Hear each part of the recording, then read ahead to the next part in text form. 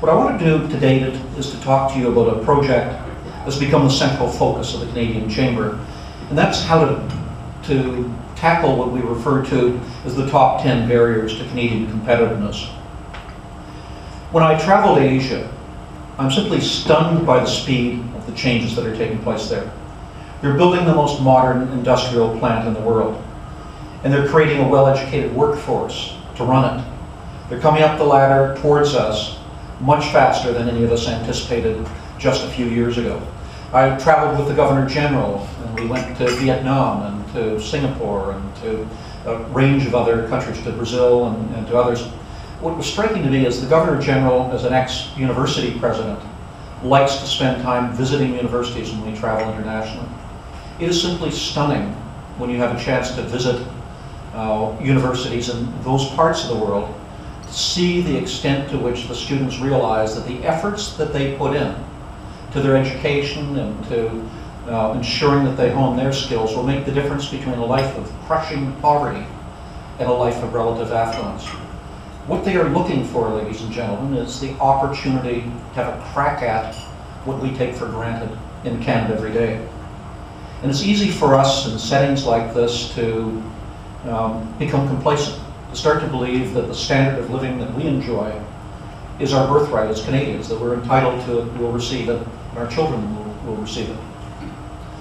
When you're living in an orchard, as we are in Canada, and the fruit falls into your hand, you don't have to be as ambitious about going out and planting the trees and cultivating them and ensuring that your basic needs are met. And yet that is the global marketplace in which we're operating today. And it's vital for us, and vital particularly for organizations like the Canadian Chamber of Commerce, to make the point that we need to look at what is holding us back from achieving our full potential. If we don't achieve that potential, our performance will be measured in the jobs that have been lost, the bright young people who feel that they should go elsewhere, and the missed opportunities for a higher standard of living in Canada. Now, as a network, we've been calling for action on a list of 10 issues that weaken Canada and strengthen our rivals. We've selected these 10 because we believe that with our partners across the country, we can make a difference in the coming months in addressing the barriers. Most of these are familiar. They've been studied for many years, although they remain unsolved. They're the self-inflicted wounds, problems that have emerged from decades of compromise and of convenience on our part. But the central reality is this: our prosperity as Canadians is not assured. There are no guarantees. Our customers and our competitors don't care why we're high cost or why we're slow. They won't argue about our transportation costs or wait patiently while we find the skilled workers that we need. They'll just find other, more competitive business partners if we can't meet their needs. Too often as a country, we act as 13 separate states instead of one nation.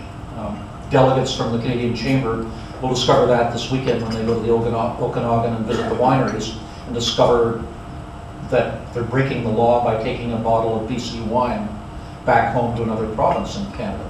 We have barriers in place in Canada that would be illegal between countries in Europe. Too often, Canadian governments act from short-term political motives rather than from long-term concern for our national prosperity. Too often, Canadian businesses take the cautious route, waiting to follow our friends in other economies. We're calling on our own membership, on governments, on labor organizations, on educators and others to attack these barriers instead of tolerating them. They're big issues, they're complicated. Many of them will require a sustained effort by multiple partners, and they're also very daunting. But succeeding in a global economy is the challenge of our times, and this is the issue that the federal government must seize for this mandate. And the time to do that's growing shorter. The government is currently entering the second half of its mandate. Now, let me talk about 2 of the 10 issues. The issues themselves are all available on the website. They won't surprise you. It's to have a tax system that doesn't act as a drag on our economy, to put adequate infrastructure in place, to diversify our trade, to deal with the issue of skills, to make sure that we have a 21st century workforce, to manage our international relationships and knock down barriers to trade and to diversify Canadian trade issues that you'll be well aware of, but let me deal with two of them this afternoon. The skills issue. Canada's looming human resource crisis has been our highest priority now for 2 years.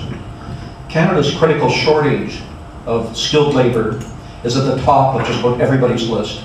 And many of our members told us that finding staff with the right expertise and training is their greatest challenge. Having qualified people is critical to their competitiveness and to their very survival. And we're pleased that we've been able to make some progress this year. There was a study that was done in Ontario a few years ago, and the title of it was People Without Jobs, Jobs Without People. What we're seeing in Canada is a mismatch between the skills that are available and the demands of business. Part of it's a regional mismatch, that there may be skills available in one part of the country, not in another.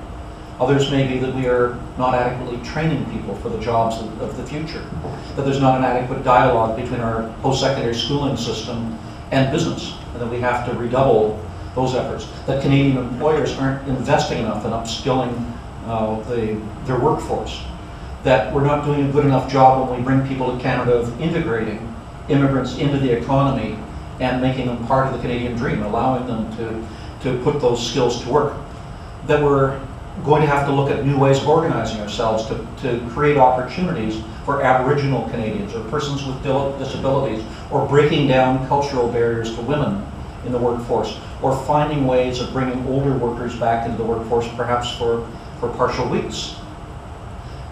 New creative ways of trying to fill that gap. At this point, it is more a matter when we're dealing with 7% unemployment in Canada. It's less a question of how many people are available than it is about how well we match those skills. But as the baby boomers pass through the workforce and move toward retirement, increasingly we're going to be finding ourselves faced with a serious issue related to the numbers of people available. Already in Canada today, all new net additions to our workforce are coming from immigration. If we're not for immigration, our workforce in Canada would be shrinking. And that's going to accelerate in the future. Increasingly, when you go across the country and you talk to businesses across the country, many of the large businesses, the railroads, the utilities and others, many of them will tell you that over the next 5 years, as many as 30% of their workers are going to be passing through to retirement and leaving, and that there will be a tremendous challenge. Same applies to the public service in terms of recruiting new people into the public service and a whole range of other areas. We're going to have to address this issue in a very serious way using a whole range of tools. One size doesn't fit all. The solutions that will work in Delta are different from the solutions that may work in Brandon, Manitoba, or in downtown Toronto. But we need, as a country and as communities, to work together. Chambers of commerce can play a critical role in that by acting as a catalyst to bring the community together, to whether it's economic development people, members of council, provincial, federal governments, labor, others, bringing them together to talk about 5 years down the road. What are we talking about when we're in Delta and talking about skills? What do we need? What are the resources that we have here? How do we draw upon the post-secondary institutions that are here to be able to leverage what we have there? How can we use other skills that we have? The Chamber can play a critical role, and you can help both to look at what we can do community by community, but also what the needs are at the provincial and national level in working together as well. I'll give you an example of one of the things that one of the chambers have done across the country in St. Catharines, Ontario, where the Chamber of Commerce there, Brock University is there with international students, and each year the business community has a reception for international students to introduce them to the business community so that people know what sort of jobs might be available, what opportunities there are in the community. If we're looking at immigration as a tool to help to ensure we have the skills that we need, who are we looking for? We're looking for people trained to Canadian standards, speaking English or French, comfortable in the community, that they feel culturally comfortable, that they know us, and have lived among us. That's the definition, to me, of a foreign student in being educated in Canada. And it makes eminent sense for my university, for example, for us to look at how do we take those students who graduate and give them opportunities in Canada, helping us to build Canada. So many things that the chambers can do, and many things the National Chamber can do as well. I want to touch on another key issue that is a particular focus right now. And I know it's a tough and controversial issue in British Columbia as well. And that's the issue of opening new markets for our energy resources. Now, last week, the Canadian Chamber released a report that's available on our website entitled $50 million a day. And there's also, alongside that, an infographic that's designed not for experts, but for Canadian families who want to talk around the kitchen table about what does the export of Canadian energy mean to Canada? Why should we care if we're not in Alberta or in British Columbia, which is such an important source of natural gas? Why should someone in Belleville, Ontario, care about our ability to reach tidewater with our resources? It's available on our website, and we hope that Canadians will access that and have a chance to take a look at it. The central message is this, though. We're at a decision point in Canada. Within the next 2 years, Canada will choose whether to keep our energy bottled up in North America, with the United States as essentially our only customer, or to serve a diverse and growing market across the world. In more stark terms, we'll decide whether to achieve a new level of prosperity or risk slipping backwards.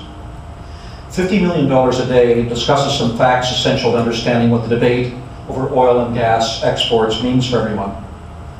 Simply put, Canada has already lost billions of dollars from its lack of energy transportation infrastructure. Worse, we're at risk of much greater losses in the future. Most people don't recognize that Canadian petroleum sells in the United States at a significant discount from the world price. According to CIBC last winter, that discount cost Canadian producers as much as $50 million a day, every single day, at a certain point, when the spread between the price that Canadian oil producers receive and world prices was particularly high. And this tremendous loss inspired the name of our report. $50 million a day is an awful lot of money.